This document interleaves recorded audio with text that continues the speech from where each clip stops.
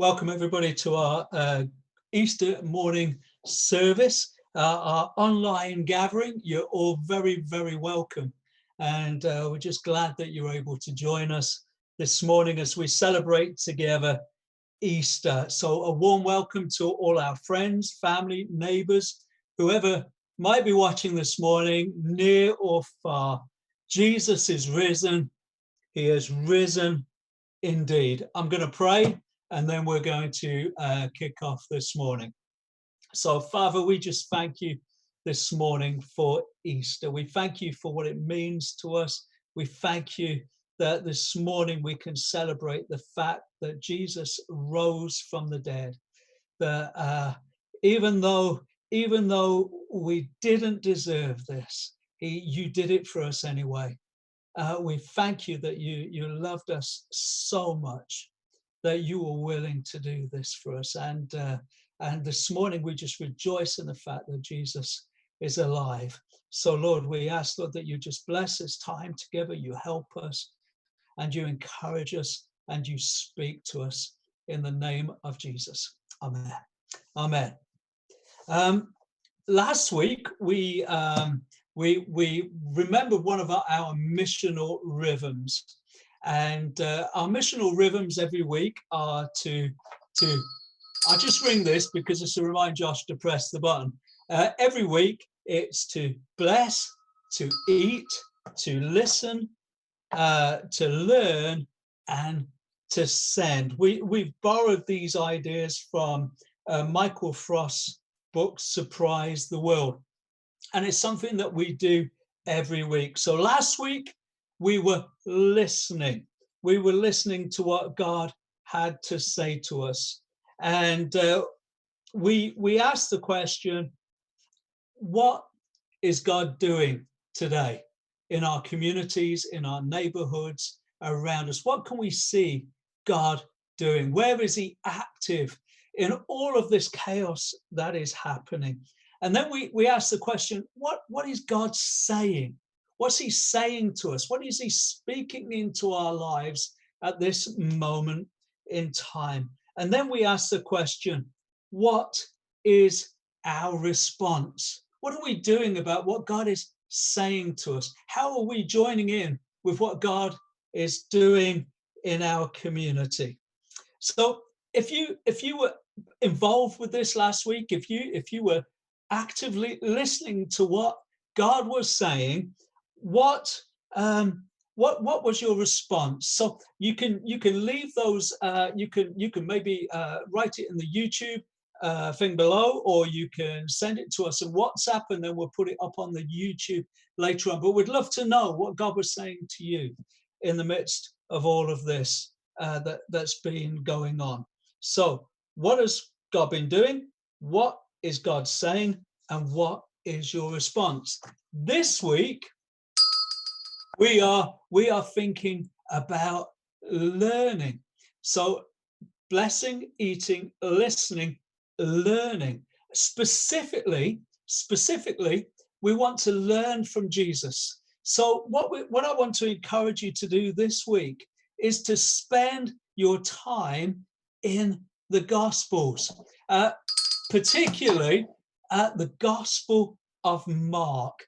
So what I'm going to ask you to do this week is to spend as much time as you can, maybe on top of all the other things that you're reading right now.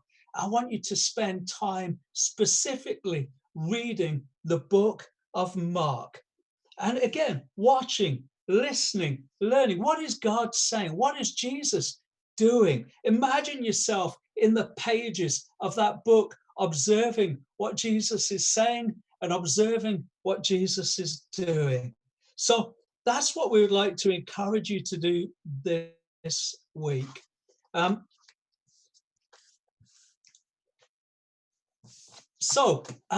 Moving on, we're going to encourage one another now. We've got some pre-recorded parts. I want to thank everybody in advance for their involvement this week. We're going to spend some time worshiping, and we're going to be encouraged by God's word. And then you're going to see me again at the end of this live link. So I'm going to hand you over now to our as we go on to our first song. Thank you, Josh.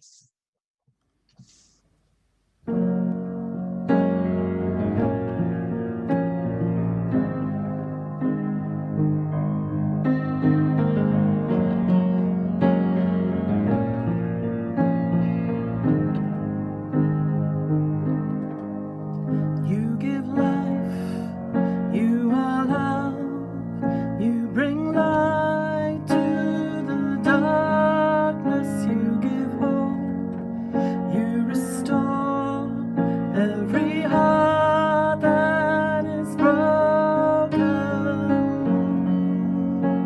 And great are you, Lord. You give life, you are love, you bring light to the darkness, you give hope, you restore every heart that is broken. And great are you, Lord.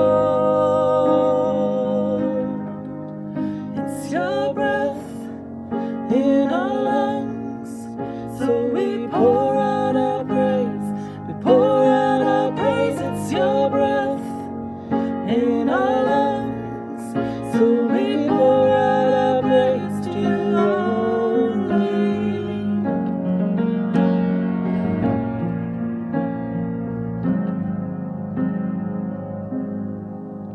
You give life, you are love, you bring light to the darkness, you give hope, you restore every heart that is broken.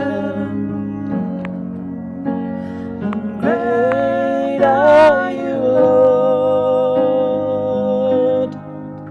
It's your breath in our lungs, so we pour out our praise, pour out our praise. It's your breath in our lungs, so we pour out our praise to you only.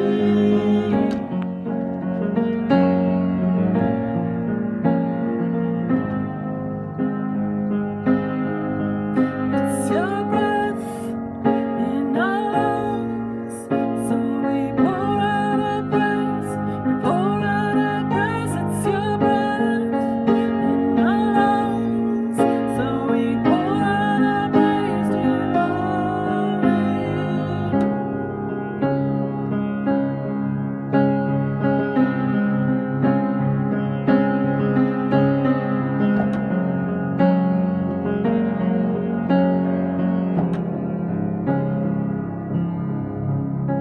And all the earth will shout your praise, our hearts will cry, these bones will sing. Great are you, Lord.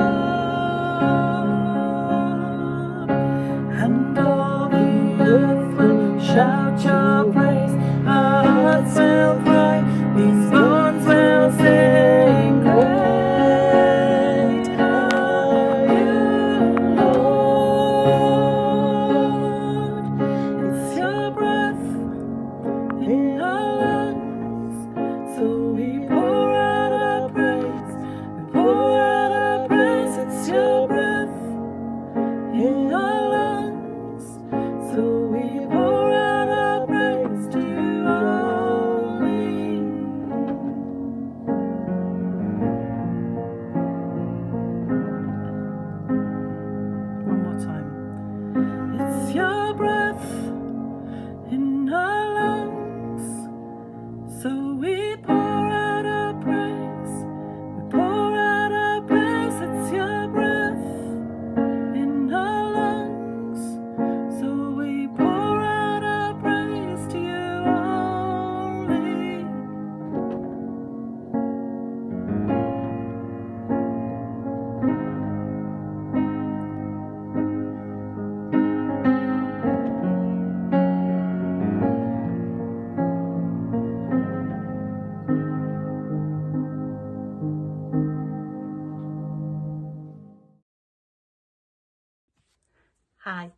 This morning we join with millions of people all around the world to proclaim, Hosanna, he is risen. God's not dead and we're not on our own. Keep your words of faith, Lord, planted firmly within us. When the storms of life blow hard, let our roots of faith go deep. This morning we're reminded, Lord, of your absolute love for us, for me. You've conquered death and the grave once and for all. Hallelujah, he is risen. Because he lives, we can face tomorrow.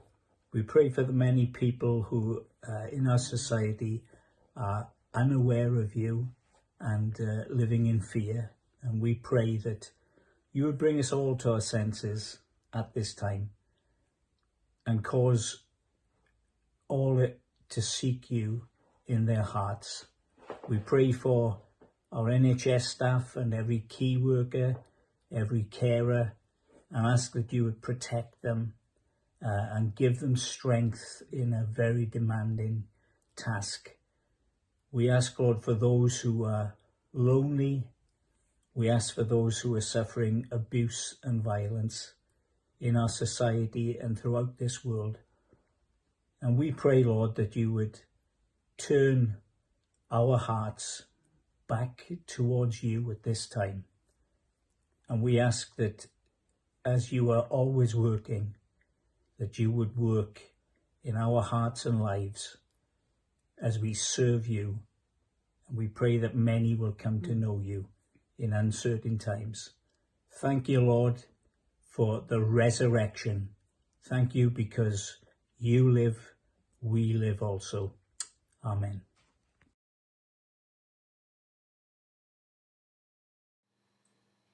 You are based on verses from Isaiah 49. The war was one we could not see. We fist-punched at the sky. No flesh and blood that we could kill. Outgunned, outmanned, outlied. Because we bludgeon to and fro, you are the arrow. Ink black lives craving fire to light our deepest dark. But batteries drain, branches burn, and we need forever spark. 'Cause each soul needs sight, you are the light. Bloody, bruised and battle-scarred, no doctor could assist. Whilst we stood sneering at the cure, you took our Judas kiss. 'Cause we were blind to our condition, you are the despised soul physician. Just writing down that we are free could never be enough. Ink can run and paper rip, and we need something tough. 'Cause we need something permanent, you are the covenant. No bail, appeal, release date from our self-sealed cells. No earthly rehab program could free inmates of hell. Because we need more than a reformer, you are the prison stormer. Invisible, unseen, unesteemed, our lives chest deep in dirt. No conjuring tricks will reappear what's trapped beneath this hurt. Because you reveal what darkness had hidden, you are the soul magician. You weren't what we expected, although we had been told, or even what we wanted, thought we'd been undersold. But thank heaven for grace that superseded, and for saving us as we conceded. You are all that's needed. Isaiah 49, the servant of the Lord. He made me a polished arrow. I will make you as a light for the nations. To one deeply despised, abhorred by the nation. I will give you as a covenant to the people, saying to the prisoners, come out, saying to those in darkness, appear.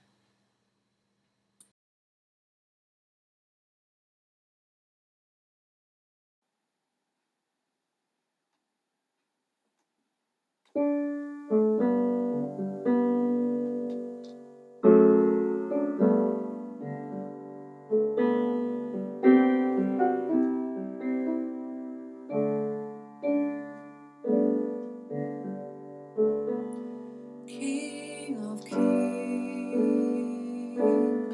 majesty, God of heaven, living in me, gentle Savior, closest friend, strong deliverer, beginning and end. All within me falls at your throne. Your majesty, I cannot bound. I lay my own before you now. In a royal rose, I don't deserve. I live to serve your majesty.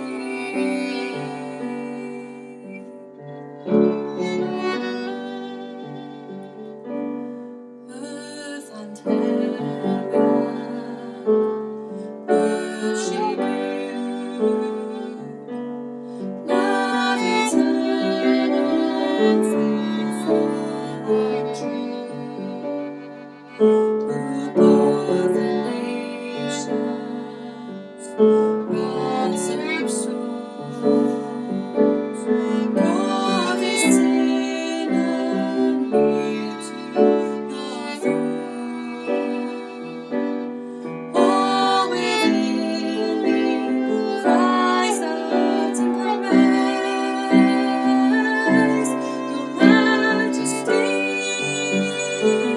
I cannot bound. I lay my own before you now. In a royal rose, I don't deserve. I live to serve your majesty.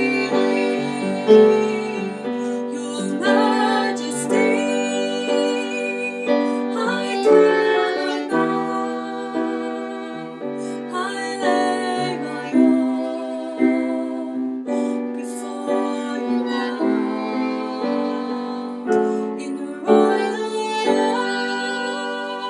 rose, I don't deserve. I live to serve your majesty. I live to serve your majesty.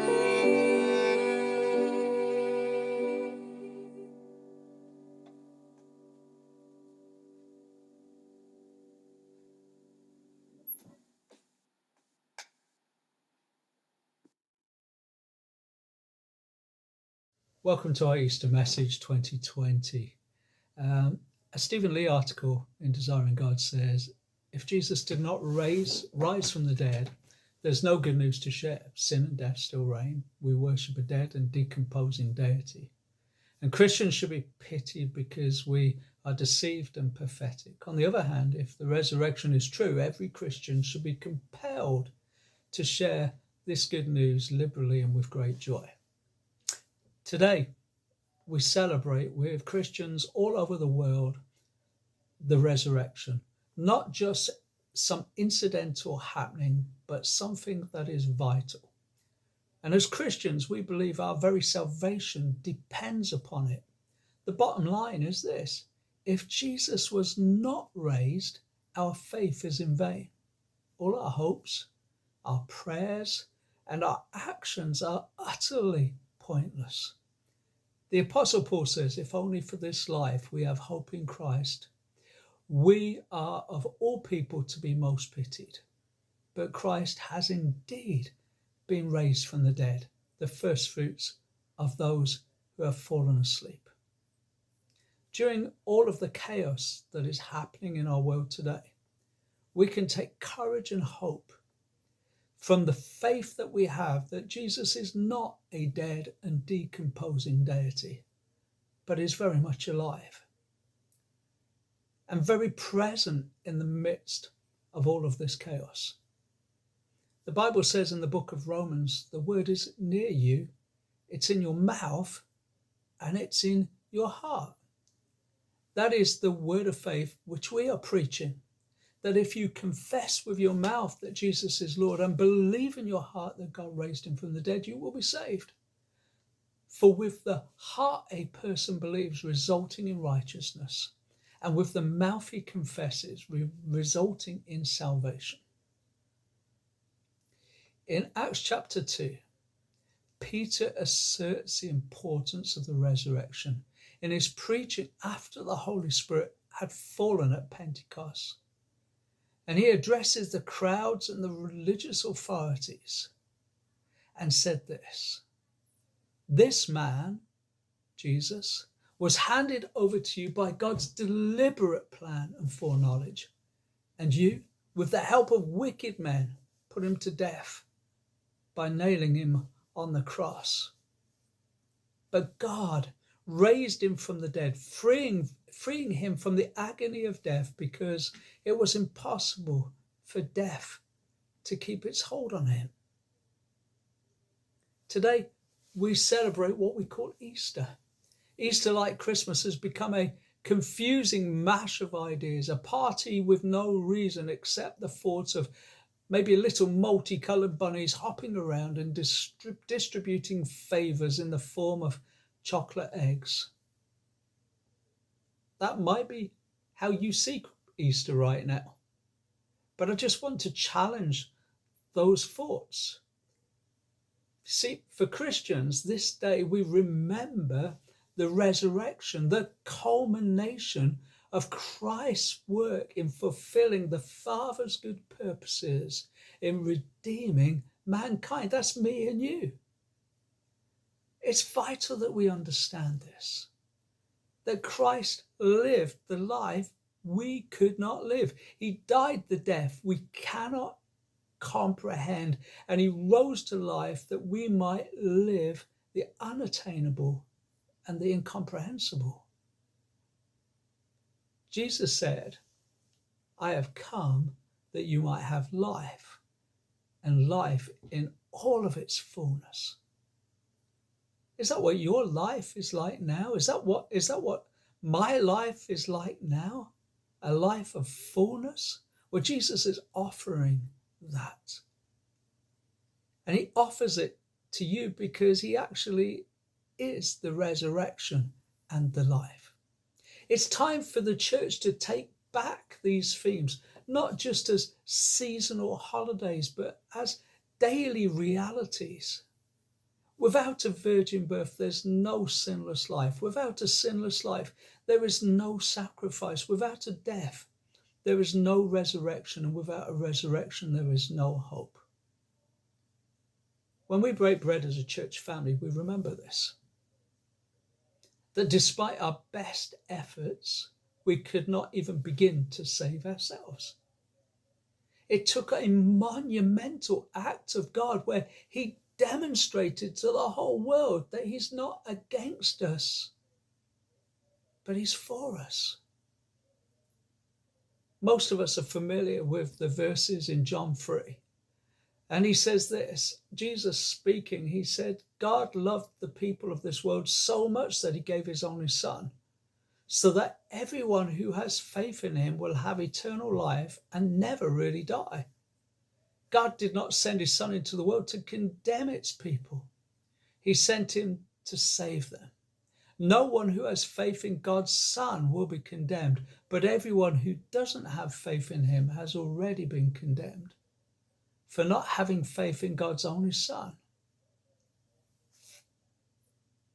That Jesus was part of God's rescue plan for humanity. The way of receiving this rescue was not through elaborate acts of ritual and self-hatred, but by believing and putting our trust in Jesus.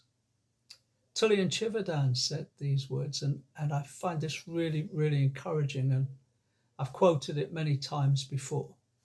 The gospel is good news that in his life, in his death, and his resurrection, Jesus secured for sinners all of the approval, all of the justification, all of the affection, all of the freedom, all of the meaning, all of the righteousness, all of the rescue, all of the purpose and protection that we long for. The resurrection is good news. The resurrection means that God is really satisfied. What do you mean satisfied? That Jesus' sacrifice, and that's what it was enough. For our sake, the Bible says in 2 Corinthians 5, for our sake he made him to be sin who knew no sin, so that in him we might become the righteousness of God. That Jesus did not just die for my sin. That wasn't enough. But he became my sin. That's what I mean by incomprehensible. We can maybe accept the fact that he died in our place, but to actually know that he was exposed to it all without filters. And the gospel declares the purpose in this, that while we were still yet sinners, Christ died for us. For this reason, that we might become the righteousness of God. No, we don't deserve it. We don't deserve any of it. But God so loved the world that God demonstrated his love for us in this, that while we're still yet sinners, Christ died for us. Isaiah says, but the Lord was pleased to crush him, putting him to grief. If he would render himself as a guilt offering, he will see his offspring. He will proclaim his days. He will prolong his days, and the good pleasure of the Lord will prosper in his hand. As a result of the anguish of his soul, he will see it and be satisfied. By his knowledge, the righteous one, my servant, will justify the many, as he will bear their iniquities. He gave us his righteousness for our unrighteousness. This is what we call the great exchange. His for ours. We were deserving of death, and yet he takes death, the weapon of Satan, and he breaks it and he smashes it. And when Jesus rose from the death itself was ultimately defeated. 1 Corinthians 15 says, where, O death, is your victory? Where, O death, is your sting? The sting of death is sin, and the power of sin is the law. But thanks be to God, he gives us the victory through our Lord Jesus Christ. See, the resurrection means we can confidently trust him with our lives. Steve Brown says this. He says, if you're not a believer, check it out for yourself. The gospel is simple. We messed up, and if we run to Jesus, he'll fix it. That's it. You can be forgiven, and you can have meaning in your life, and you can live forever because the death and resurrection of Jesus Christ. Because of the death and resurrection of Jesus Christ, he is right there with you right now.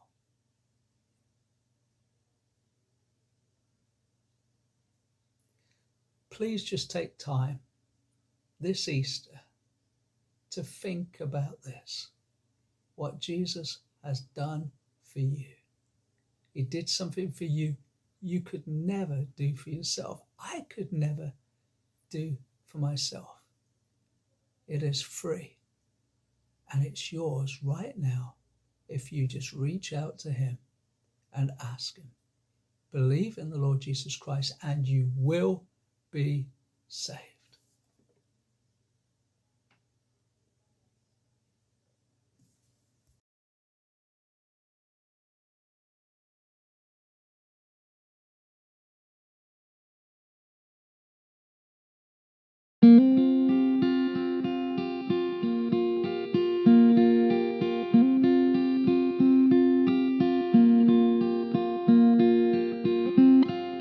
Hands and feet, a wounded side, love hangs bleeding, bruised and beaten, then he died, love hangs bleeding. Said, Father, forgive them, they know not what they do, turn their hearts to give glory unto you.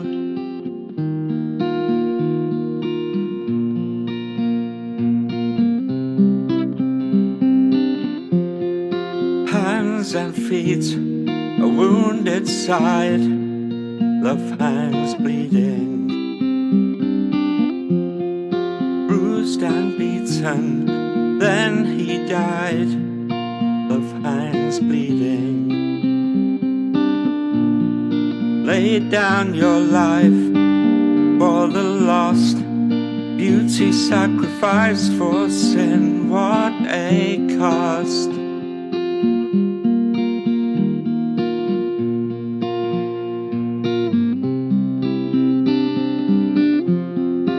Lifted high, glorified, he is risen. Raised to life, King Jesus Christ, he is risen.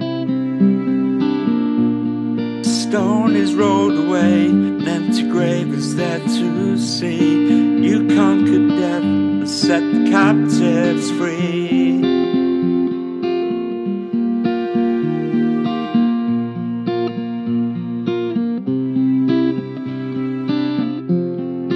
Lifted high, glorified, he is risen. Raised to life, King Jesus Christ, he is risen. King of love, you are enthroned, sent by the Father to lead us home.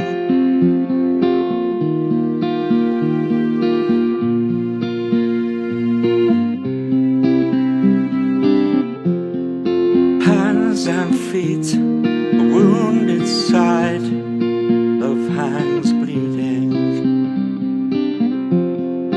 bruised and beaten, then he died, love hangs bleeding. Now lifted high and glorified, he is risen. Raised to life, King Jesus Christ, he is risen.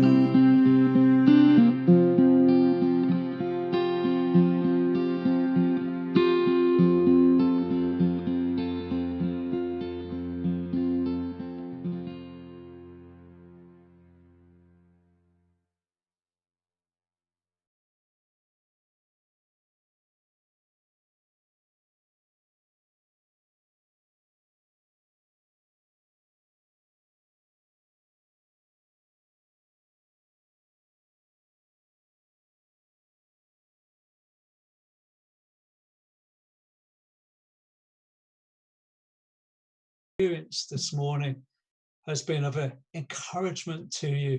And if it has encouraged you and if it has helped you and you've enjoyed that and you would like to participate in more of our gatherings, please let us know. If you have any questions or you would just like to chat maybe over something that you've heard or just generally chat with us, please contact us on our contact form on our website at www.riffinchurch.co.uk.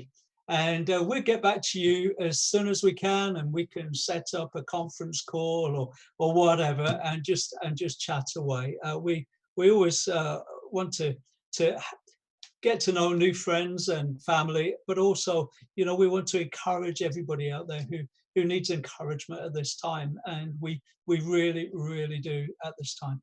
So I just want to give thanks before we close to all those who took part this morning, particularly Ali, Pete and Cher, Anna, Hev and Elena, Billy and Catherine, Rick Gregory for that song that we just heard, and everybody watching at home. We're so glad that you've been a part of this today, part of this with us today.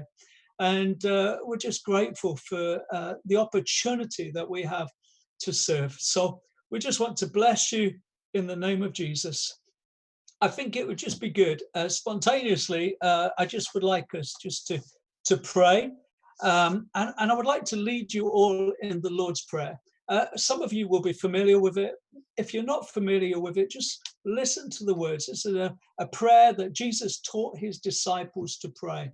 And I just encourage you to read it and think about it and meditate on this over the next few days. It says, "Our Father in heaven, hallowed be your name. Your kingdom come, your will be done on earth as in heaven. Give us today our daily bread. Forgive us our sins as we forgive those who sin against us. Lead us not into temptation, but deliver us from evil. For the kingdom, the power, and the glory are yours forever and ever. Amen." We're going to say our RCF church prayer together. The words should come up on the screen in a moment. It says, "Father, make us a church without walls, where Jesus Christ is the core of everything we do. Teach us how to love people better. Help us make disciples. Holy Spirit, equip us for reviving faith in our own communities. Keep us growing and maturing in you. Amen." Really appreciate you being with us today. Every blessing.